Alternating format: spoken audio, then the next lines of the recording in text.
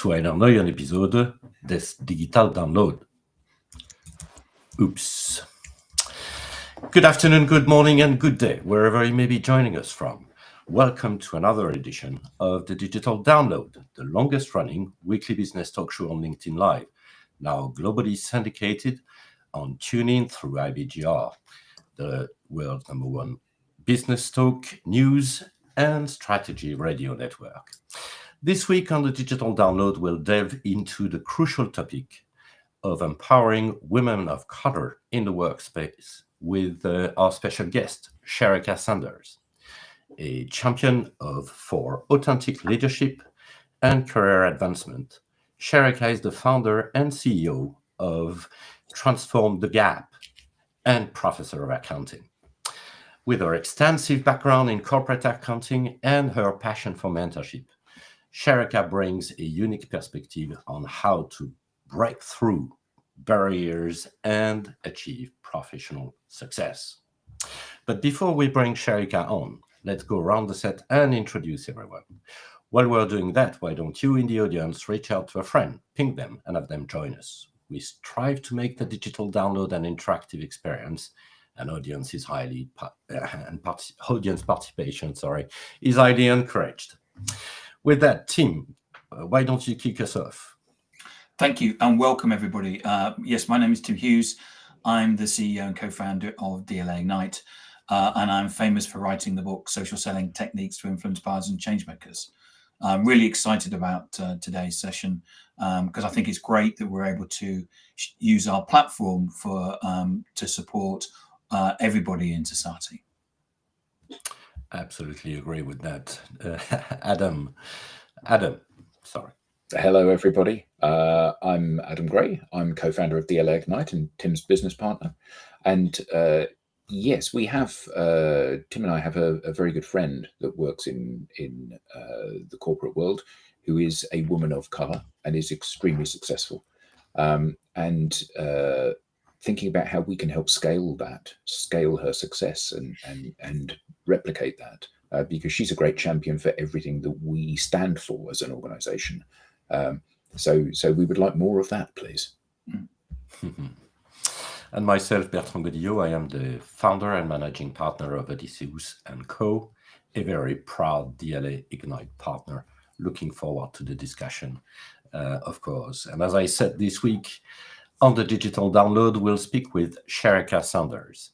Many women of color face distinct challenges in their career journeys, often feeling unseen, unheard, and unsure of how to navigate the complexities of the corporate world. Sherika will provide actionable strategies and insights on how to overcome these obstacles and thrive. Let's bring her on.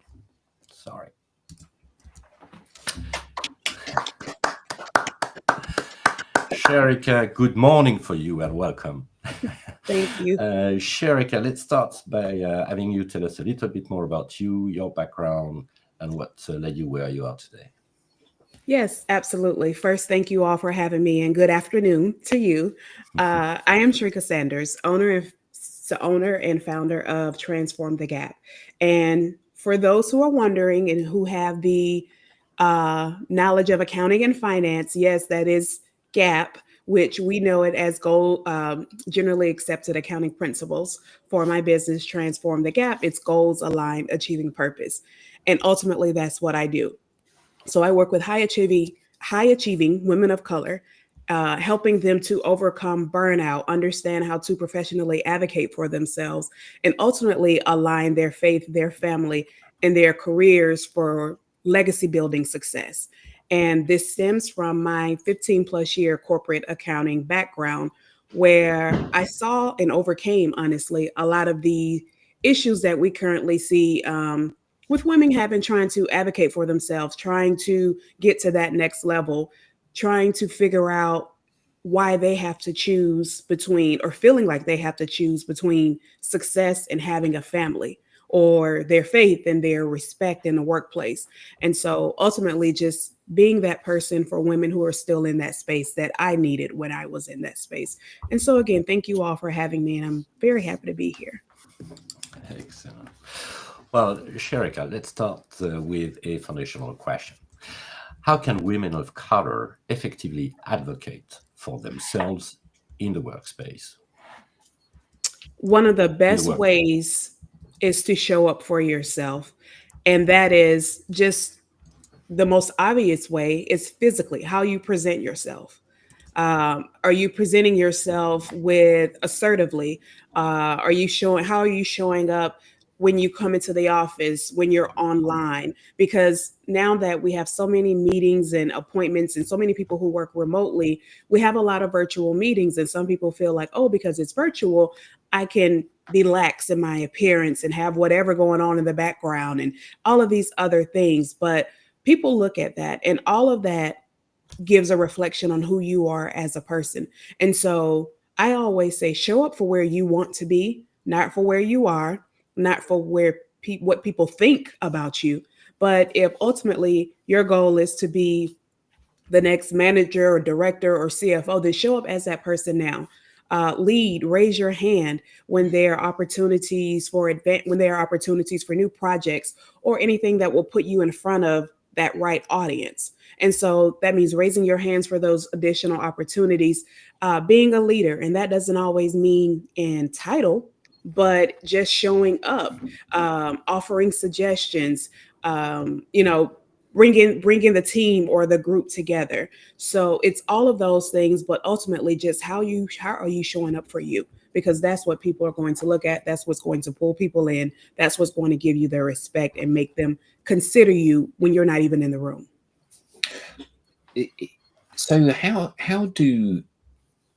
can women be more empowered in this respect? So I saw a really interesting piece of research which said that if there's a group of men and women and they're told, here's an opportunity and there are 10 things that you need to have in order to be eligible for this opportunity, women who have got 8 or 9 of those things don't raise their hand and put themselves forward.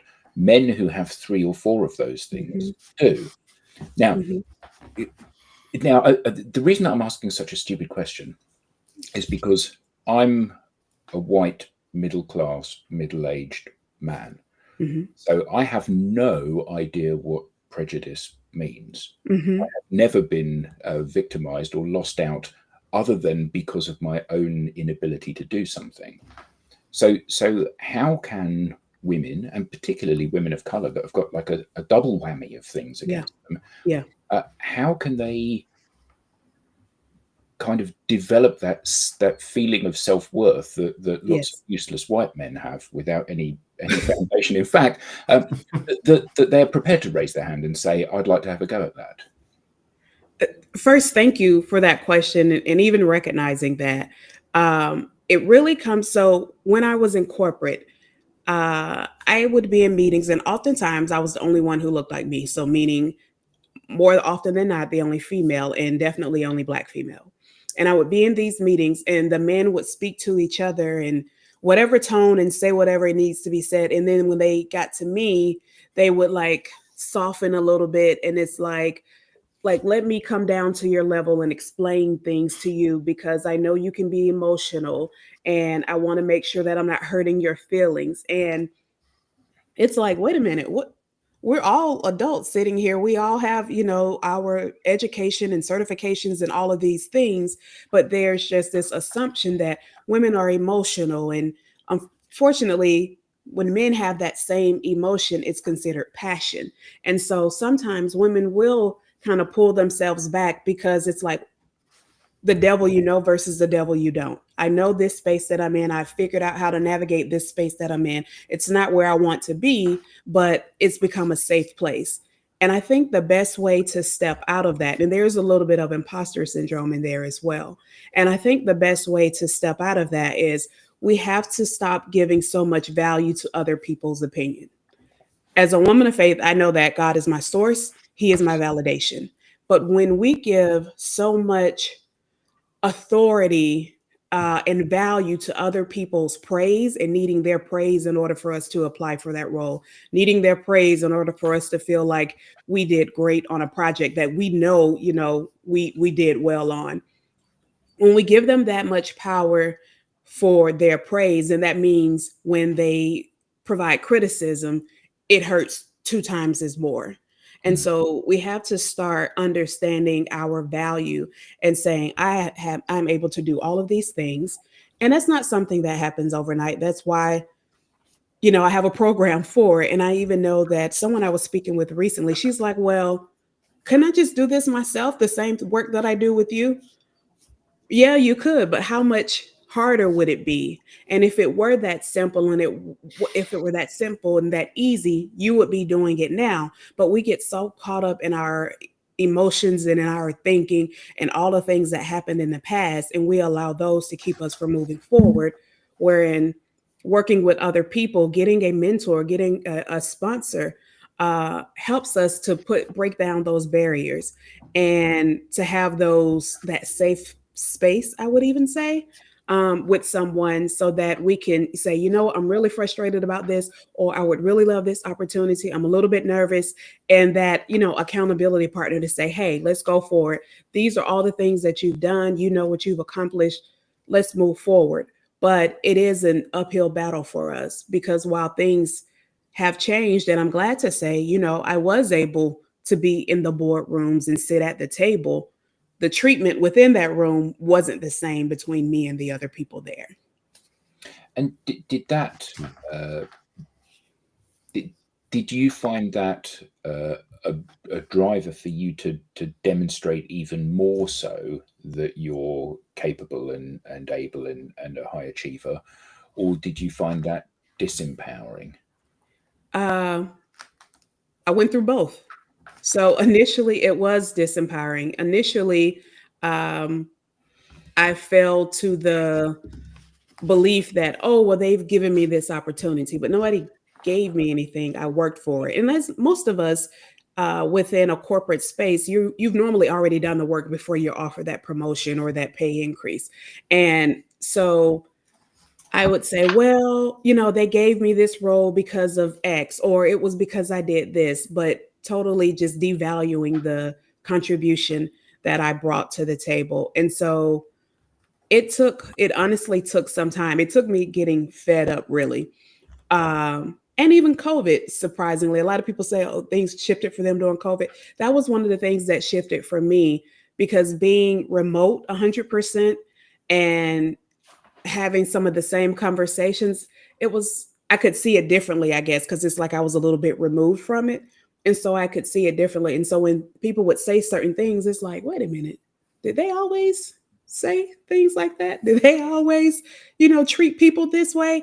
But yeah, I just had to make the decision that enough was enough. And just because I made that decision, it doesn't mean it was easy. It was hard. It took some time. There was a little shaking in the voice when I would speak up and say certain things, but I knew that it had to be said. And I knew that who else would advocate for me except for me? And so, it eventually it was very empowering, but to start, no, it was scary. And there was always this fear, like, what if I speak up and they decide that they don't want me here anymore? What if I lose my job? All of these other things that we tell ourselves that aren't true. So I've actually got a question that kind of runs alongside that, Sharika, which is one of, we're all white. And we sometimes get comments coming on the channel. We had one last week about the fact that we're not exactly diverse in the panel that we have here. And I take that on the chin, because we're not, that we can't pretend that we're something that we're not. Right. But there's that underneath everything, we all have principles, and we have a principle that the way that we run our organization is that we believe in diversity, inclusion, and equity, and that's something that runs to the. At one point, we were actually 50% black as a company, but people come and go. Right. So the question really is, what is it that we can do as white, male, privileged, middle class people to make sure that we're actually advocating and being allies for people that are not white, middle class, and privileged?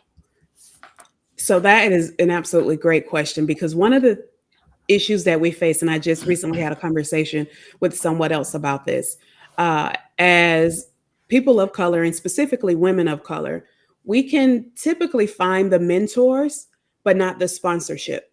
So we tend to be over mentored, but under sponsored. And the difference between the mentor and the sponsor is the mentor is one who works with you, who talks you through things, gives you advice, helps to guide you. But the sponsor is the one who speaks and talks highly of you when you're not in the room. The sponsor is the one who advocates for you when you're not there to do it for yourself. And I think men, and specifically white men, being more proactive and sponsoring, because let's be real, you all have a voice that we're fighting to give ours, for people to listen to ours, wherein your voice, your opinion, your feedback can do more for us in certain rooms than we could even do for ourselves. And so I think that is, again, a great question, but I think that's one of the areas where we definitely still struggle, is in the sponsorship and having the advocation of people who don't look like us. I thought you were going to ask a question then, Bertrand. I was kind of... Yeah, because I'm. We have had a number of guests around this topic, and I'm still amazed of the reality, actually. And I'd like to talk a little. You talked a little bit about the imposter syndrome, and I'd love to hear some of your strategies to overcome that. Yeah. So for one, I think it's forever there. So I don't think it's something that, oh, I've overcome imposter syndrome, because as you grow, it grows with you. There's a saying that says new level, new devils. Like, as you continue to grow, then it just shows up differently, but it's still there. I personally, at this point, because I'm aware of it, I try to use it as a way to stay humble. Like, you could still make mistakes, and it's okay to make those mistakes. But there are a few ways. So one, and I tell people to use this just in general, not just for imposter syndrome, but in general. So I always recommend keeping a kudos folder in their email, if they're in the professional space, in their email. And that kudos folder has when people said thank you, when they went above and beyond, or for projects that, they may have volunteered for, or any of those things. I think having that kudos folder is great for when it's time for reviews and you need to pump yourself up a bit when you're having that conversation, when you're interviewing for a role, but also when you start to doubt yourself in the things that you've accomplished. It's like, wait a minute, there are all of these things here, and I can easily downplay it. Oh yeah, we met the deadline, but it was the team, it wasn't me. Well, did you not lead the team? And so it's always there. But I think the earlier that we're able to recognize it, we're able to talk it down, so to speak, and kind of put it back in its place. Because oftentimes it's coming from where we're downplaying our accomplishments, which means if you have it, you have the accomplishments. And so I think we have to remember that this is showing up because of something I have already done, something I've already accomplished. Mm-hmm. And as I want to grow, I should be expected to overcome new challenges, because that's how you grow. You can't grow by staying comfortable. So it's okay if it's scary, but am I going to be courageous enough to continue to move forward? Because courage is what we use when we don't have the confidence. And I guess in a way, there's a converse to that, which as leaders, we need to say thank you more. Absolutely. Thank you goes so far. And it's not always about, giving something, but saying thank you, saying I appreciate it. Like for me, it was just amazing when I would have my team members to say, hey, Sharika, I'm leaving for the day, but before I leave, do you need anything else from me? Do you need me to work on anything? Are you about to go home soon? Because if you're going to be here later, then let me know what I can help you with. And I've always had great teams. And I think it came from one, just showing appreciation, recognizing when they did things. And it didn't have to be like, an extreme, act or gesture or whatever, but just saying, thank you. I appreciate that. Saying please. And also, as a leader, being willing to help, because I would also go to them. Hey, you have this project that you're working on. Do you have any questions? Do you need me to help you with anything? That I was available to them when I showed that, because to me, leadership is about servanthood. And when I showed that I was available to help and I didn't mind rolling up my sleeves and getting in there with them, it made them see that we were on the same team. It helped them to feel comfortable and talking to me, but also made them say, well, you know what? How can I support you? What can I do to make you look better?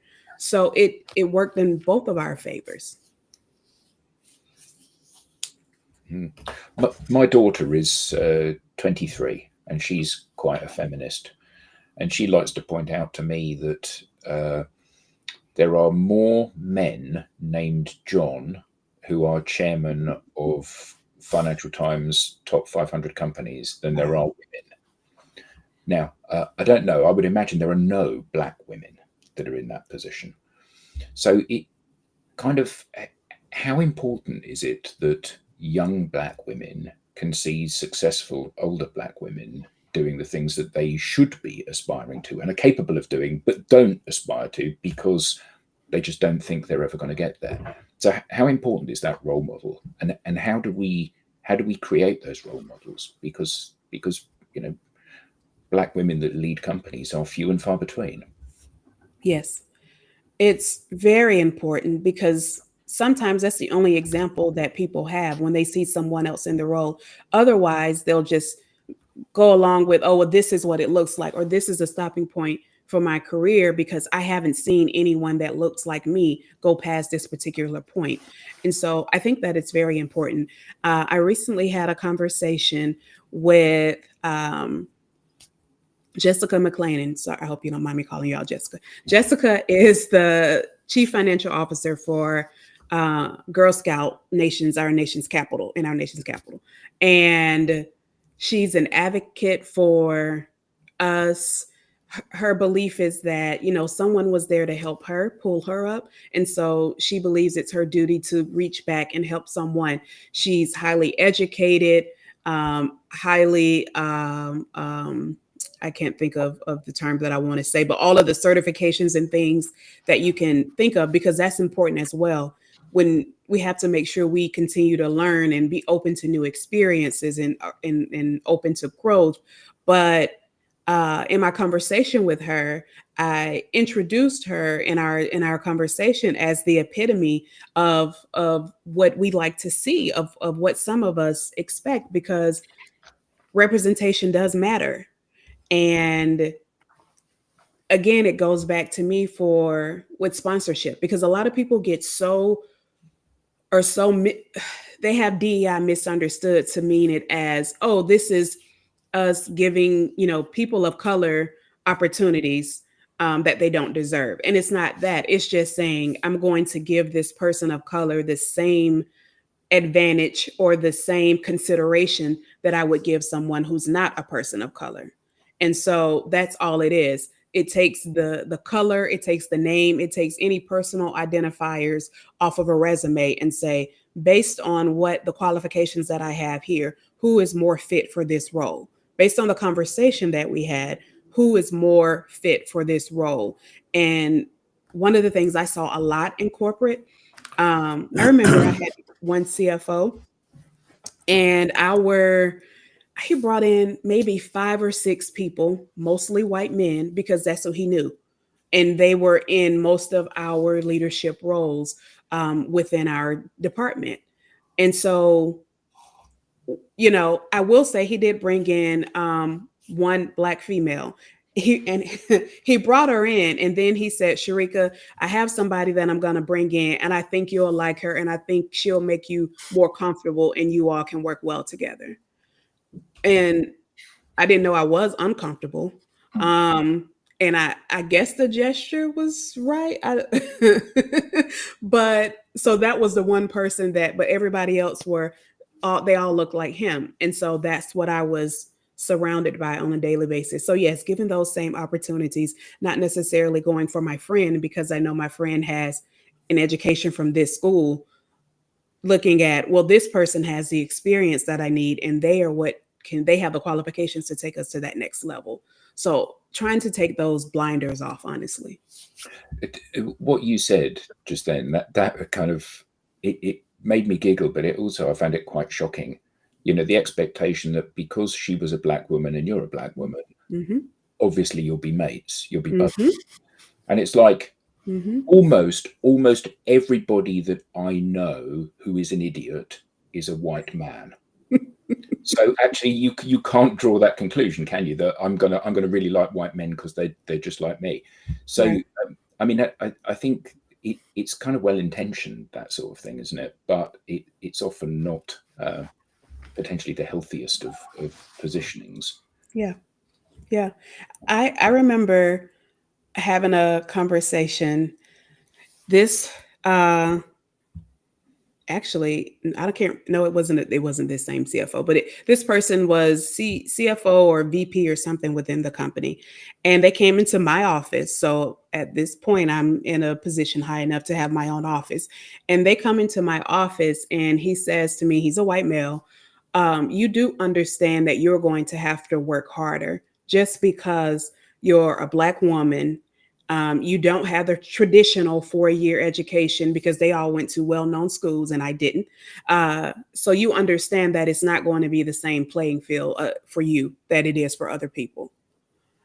And I was like, what?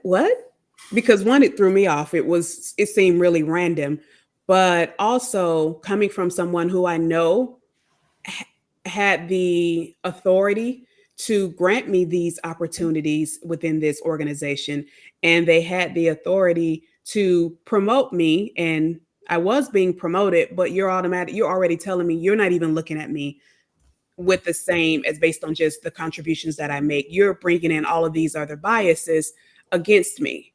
And so it was like the nerve, honestly, and how he felt so comfortable coming to me saying that. And I don't know if I should have been pleased because it's like, oh, well, at least I know who I'm dealing with.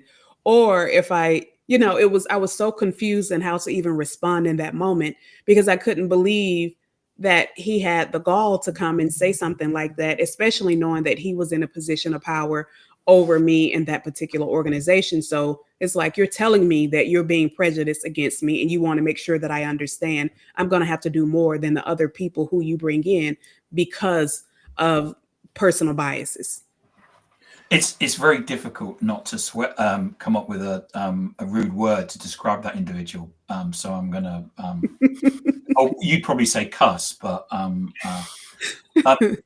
so in that situation, immediately what they're doing is that they're exerting power on you. So they're but by saying that, what they do is that they make you feel powerless. Mm-hmm. And of course, then what happens is you can go into a downward spiral of, if I do anything, I'm going to get fired or things like that. Mm-hmm. So what can you do? Because a lot of people must have been in that situation. What can you do to make sure that to speak up and to speak out, and to do it in a way you can get what you want, but without that person, without there being some sort of power struggle going on? Yeah. You have to, and it's harder for some than others, but you have to take the emotion out of it. Because when you leave the emotion in, that's what they hear. And that's with any conversation, personal, professional, whatever. When you leave the emotion in, they hear the emotion or they see the emotion and they don't hear any of the words that you're saying. And so it's completely missed. And so if you're not able to respond factually, objectively at that moment in time, then take a break, take a walk, whatever you need to, and come back to it if that's the case. But you don't want what you're saying, because there's also the stigma of the angry Black woman. And I remember even being told, why when you talk, you sound like that, but when she talks, she always does this. like some of the things I've heard and seen, it's crazy, but you have to take the emotion out. And then once you're able to remove yourself from it, you can come back to that person and say, do you understand, what you said was offensive? And call out why it was offensive. Call out what those biases are. And even then tell them that you are now accountable for correcting your action. And now in your saying that, you're telling me the biases that you already have towards me. And so now you can say how it makes you feel. I feel like I have to work harder. I feel like now you're automatically, not going to consider me, even if I am the best person, if there's someone who doesn't look like me or who went to your preferred school. And so call out those things, because when you call them out, even though they may know it, whether they recognize it or not, if they don't, then now you told them. But now they have an accountability to you to be honest, to be truthful, to be fair, but also now they know that you know how they see you. And so they have to move differently. Yeah, I mean, it may be that he wasn't saying what you thought he was saying. It may be that he was saying this is kind of the landscape, so you are going to have to work twice as hard. But he should have made it clear that he was saying this is the landscape inside which you operate. I don't like it, and I'll do everything I can to help you. But that's the kind of like the starting point. I think you're giving him. I remember Germaine Greer's quote where she said, for a woman to get the same recognition as a man, they have to work twice as hard. And she then said, fortunately for most women, that's not that difficult. And I think, the reality is that there are all of these barriers that are put in the way. And we need to find people that can dismantle these barriers. That's the key thing, isn't it? Yeah. And that part of that is running sessions like this, which is about educating people. And for example, Cups, if the comment that's come in, he said it's a great topic, and it's so important that we discuss and debate these things, and we educate people so they understand that that it's not a white world. All right, Sherika. Just a question. So, how what are the steps that you have followed to to get to the executive level and really commanding respect? How did you manage your way, and what kind of advice would you give to anyone getting into the same situation? It's standing firm in who you are. And we hear a lot of people talk about being authentically you and staying true to yourself. And people are like, some are like, well, what does that mean? And it's really just when you're presented with opportunities, does this opportunity align with your personal values? Because that plays a major part. That plays a major part in the things you do on a day-to-day. That plays a major part in the organizations that you want to work with, in the decisions that are made, how you want to move forward. So does this align with my values? And if it aligns with my values, then am I giving my 100%? Am I putting my best, the best representation of me forward? And that's not just physically in how I show up, but also in the work that I do. Can I always stand behind the work that I've done? Or is it, oh, well, I was tired, so this probably wasn't the best? Like, cutting out the excuses, making sure that you're accountable for the things that you do, the things that making sure that you are a consistent and a forever learner, always looking to grow and learn more information and, learn new skills and tips and tricks and all of the things. But it's really putting your personal brand together and saying, this is what success looks like for me. This is how she walks. This is how she talks. This is, what she wears. This is how she shows up in meetings. And then taking the steps to become that person, because that means even if someone doesn't like you. And I remember having a manager. She wasn't my manager. She was a manager in my department, but over a different group. So I didn't report to her. But I was like, I don't know why this lady does not like me. Like, if everything I did, she felt like she needed to double check it to make sure it was right. And it was. Anything that I said, like, she needed to, combat it. And I'm just like, okay, well, it's whatever. But I continue to show up. I did my work. I did my best work. And I remember when I left the company, a recruiter called me about a role at somewhere else. I hadn't worked with this lady now in a couple of years. And a recruiter called me about a role with another company. And she said, I think you will be a great fit. I've already gotten a great reference for you. And I was like, from who? Like, you don't even know me. And it was that same lady. Now, I don't know if she really didn't like me. Maybe that was her demeanor or what. I'm not sure. But she couldn't speak badly about me because I continue to show up for myself. Just because I thought that she didn't like me didn't mean that I treated her differently or, that I went to whatever level that she was on. I continue to show up for myself. I continue to provide valuable quality work and maintain my morals and my ethics. And so when it came time to someone to ask about Sharika, there was nothing that she could say about Sharika, because even if she didn't like me as a person, that had nothing to do with me as an employee. You just mentioned the name, the word personal brand, and I'm actually quite interested by this, and how you can leverage this. Is that anything to do with networking as well? Yes. And have you pulled that lever? I did a lot more networking when I left corporate than I did while I was in. And had I known what I know now, I definitely would have done a lot more while I was in the corporate space. It allows you to meet other people outside of just those that you work with, but it allows you to meet other people within, and that's networking, meaning, at actual networking events, going to conferences, attending webinars, those things that are within your professional space, and then connecting with those people. I'm like, LinkedIn is such a powerful platform. And I've been able to connect with so many people who I have never met, but we're like-minded. We have the same goals, or we, work within the same industry. And so we're able to have those conversations. And it's having those conversations and allowing people to see how you show up for yourself, allowing them to see, I consider my career important. I value what I do. I value what I attach my name to. And so it makes people refer you and show up for you when you're like, oh, we only had a 20-minute conversation and it was a nice conversation, but I thought that was it. But you stayed in their mind because of how you showed up for yourself.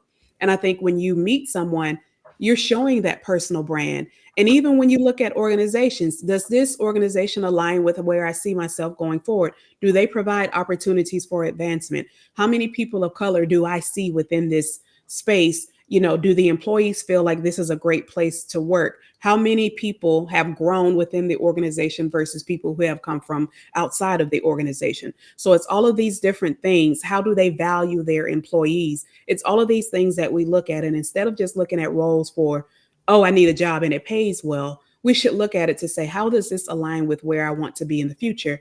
And if there's an alignment, then move forward with that. Because now we have an alignment between our personal brand and the organizational brand, and it can't help but just grow from there. So sorry, just to come back, I was making notes. So in terms of what you're saying, what I think I hear you saying is a personal brand is really useful because you keep coming back to this. We're here, but we want to be over there. Mm-hmm. Because we're constantly in this situation as individuals where quite often we want to better ourselves. Mm-hmm. And what you're saying is that to move ourselves from here to over there, you need to have a personal brand. Yes. You need to, like, what's the saying? If you stand for nothing, you'll fall for anything, or something like that. Like, show up. These are the things that I stand for. These are the things that I value, and wear that proudly. So yeah, when you're having those going to those networking events and having those conversations, um, just being true. You know what? This is, I've been with this company. This is my role. This is where I'm looking to go. These are some of the things that I'm working on. Share that personal brand with others, because you never know who you could be talking to and how they could help with that. But yes, I definitely think that's something that's very important. And I can think of even other examples. I remember being offered a role or presented for an opportunity with a company by someone who I started a company. I worked there maybe a few months, and one of the ladies that sat near me, we were casual, good morning, good afternoon, so on and so forth. But that was the extent of it. She left the company and went somewhere else. A few months after she left, she called me. I didn't even know she had my number or remembered my name. She called me and she said, "Hey, I got your number from such and such. We have a role here at our company and we really need your help." And I was like, "Huh?" And she said, "I know we didn't talk, but I saw how you showed up every day. I saw how the conversations that the managers had with you when they would come and how you would respond. I saw how they would give you work and you would get things done. Like, it was how I was showing up for myself when I didn't even have to say anything, but she saw my brand. She saw how I showed up for myself, and she recommended me for a role with barely even knowing me." And she was right. I mean, I think I stayed with a company that she recommended me to for about 6 years. She left and I was still there. But, it's things like that. We never know who's watching. And that's another thing. We never know who's watching. And so we should do everything as if someone is watching, someone is paying attention, because 9 times out of 10, they are. So, don't get lax. Don't feel like, oh, the manager's not here today. So, hey, everybody, let's go take a 2-hour lunch. Like, keep your integrity. Be honest. Like, some of the what should be basic human values, integrity, honesty, being able to be trusted, being truthful. Those things are really important, and they really play a part in how people perceive you and their willingness to fight for you. And one of the things that I think connected with personal brand, because people quite often think that's kind of like putting flowers on your profile or something on LinkedIn. One of the things that you've been saying is that you kind of got out there and you met people, because the more you bump into people, the more people are going to go, "Do you know, I met this person called Sharika. She sounds like just the ideal person for you, for your job." And it's the more that you bump into people. And I'm an introvert. I hate going out and meeting people. It really burns energy inside me. But the fact is, you have to go out there and you have to go and talk to people, because it's only that way that as you say, when you show up, that people remember you and then go, "Yeah, you need to get this Sharika person."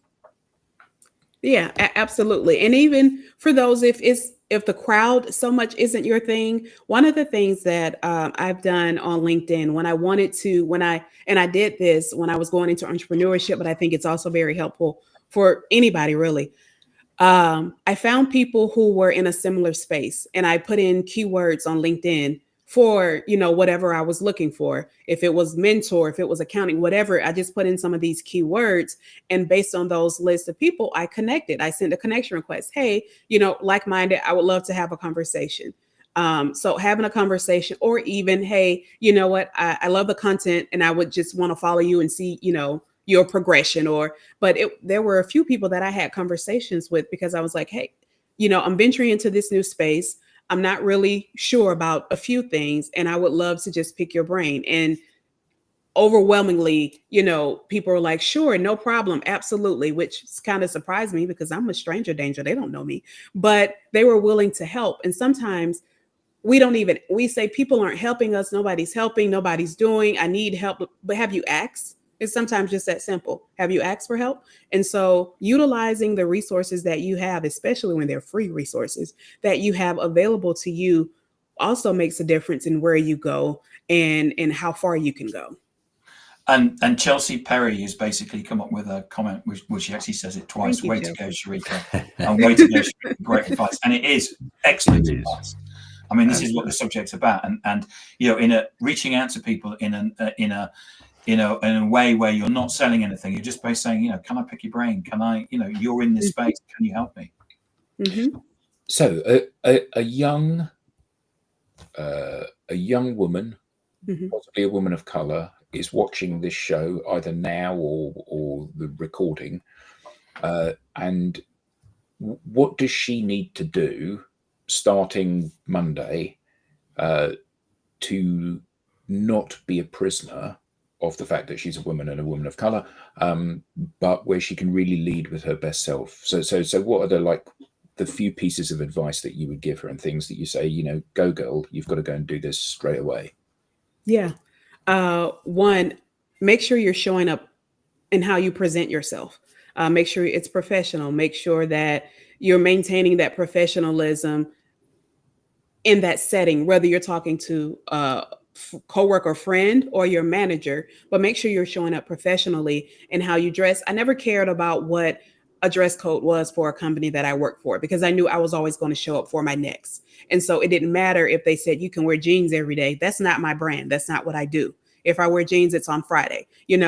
I already had my own brand and how I wanted to show up established. So understanding who you want to be, that person you want to be, and how does she perform today, and then taking those steps to become her. So that is the first thing I would say. Showing up for that future version of yourself. Another thing I would even say, have a conversation with your manager. Hey, you got 10 minutes. I just want to know, what are some feedback? What are some things that you think I can work on? What are some areas of opportunity, I like to call them? What are some areas of opportunity that I have? What are some areas where you may see me excelling, and where do you see me going within this particular path? Have that conversation to make sure you're on the same page, because you may think, oh, I know I'm the best employee on the team, and the manager is questioning if you should even be there or not. So have that conversation to make sure you know where you stand, and to help put a plan into place, because they are accountable to you for that as leaders. Ask them to help you put a plan into place to get to whatever that next is, whether it's additional goals, whether it's, some additional projects. What are some things that you can do to make sure you're visible to the right people? So basically, good advice is just good advice. I wish I'd had that advice when I was in the workplace, not running my own business, but when I was working for someone else, I wish I had that advice. So actually, these are things that we should all be doing, aren't they? Mm-hmm. Yes. Mm. Yes. Not specific to women. This is as a person. Yeah, I would agree with that. Yeah. Right. So we talked about personal brand. There are so many punchlines that I've written from you. Yeah, today. absolutely. I've made loads of notes. Yeah. Maybe practical tips that anybody could be, whether you are a woman of color or not, things that you would recommend for someone starting their career. In addition to that brand, I think goal setting is very important. And it doesn't have to be, you may not know where you want to be 5 years from now, or even 1 year from now, but what about within the next 6 months? What are some goals that you want to accomplish within the next 6 months within your career, whether it's a role or an ideal company? What are those goals? And then work backwards. What are some things that you can start doing to meet that goal? What are some small steps or many steps that you can take to accomplish those goals? Because those many steps helps to keep us accountable, but they also help give us small wins so that we keep working towards that big thing, that ultimate goal. So I think that goal setting is something that's very important. Also, making yourself known, show up for yourself. So whether it's reaching out to someone on LinkedIn, one of the things I would always do when I went to a new company, any of the people that I met or that I knew was in like my same department or something like that, I would automatically go ahead and connect with those people on LinkedIn, because that allowed me to see, if whether they posted or not, it showed them who I was, because then they could look and see my background, my history, what are the things that I'm looking to do, because a lot of times in our headlines, we put where it is we're trying to go. So I'm opening up to who I am. And then just always be willing to raise your hand. And that doesn't mean being the pushover and letting them give you everyone else's work, But hey, if this is an opportunity for me, for the VP, the CFO, somebody who can help me get to that next level and beyond, if this is an opportunity for them to see me, then yeah, I would like to put my hand up, volunteer. I won't say volunteer because it's work, but raise my hand to help with that project or that opportunity, because you want to make sure that you have the right people in your space, so that when you need that sponsorship, when you need that mentor, they're already like, hey, we may not have talked, but I see how you move. I've been seeing you in, the company. I hear great things about you. Sure, I would love to spend, more time with you, advocate for you, all of those things. So it's taking those small steps, but being intentional in taking those steps. Mm. Yeah, I think it's really important to set goals. There was a guy that I used to mentor and he didn't have any goals at all. And I sat him down and I said, what do you want to do? He said, well, in 5 years, I'd like to write a book. So I said, okay, so let's work out what you need to do over the next 5 years. So we mapped that out. And he said, well, I can do all that and I said, okay. So he ended up writing the book within 2 years, purely by actually sitting down and writing out, otherwise if we'd start, if it just started, he just would have drifted. And then probably maybe had written one in 5 years. But by actually seeing what he needed to do, it concertinaed the whole thing down. Yep. Be intentional. Be intentional. Be intentional. This one I got. And Sharika, thank you very much, because this has been great. So Absolutely. Where can we learn more? How can we get in touch with you? Absolutely. So, of course, on LinkedIn, I've probably given him about 5 commercials during this last hour. So, absolutely, of course. That's okay. But LinkedIn, and then also you can learn more about me, even book a one-on-one call. And it's not come work with me, but if you just have questions or you need a little bit more clarity and just want to have an honest conversation, I provide free clarity calls on my site, but transformthegap.com, and that's GAAP. But it's my way of helping, because some people just have a question, or they're just trying to overcome that one thing and they just need help. And it's not always about, well, these are my fees and these are my programs, but hey, how can I help? How can I be of service to you? Because it's about understanding where we've come from and seeing what we can do to help others get to that point. Fantastic. Excellent. Well, thank you very much. We now have a newsletter. Don't miss an episode.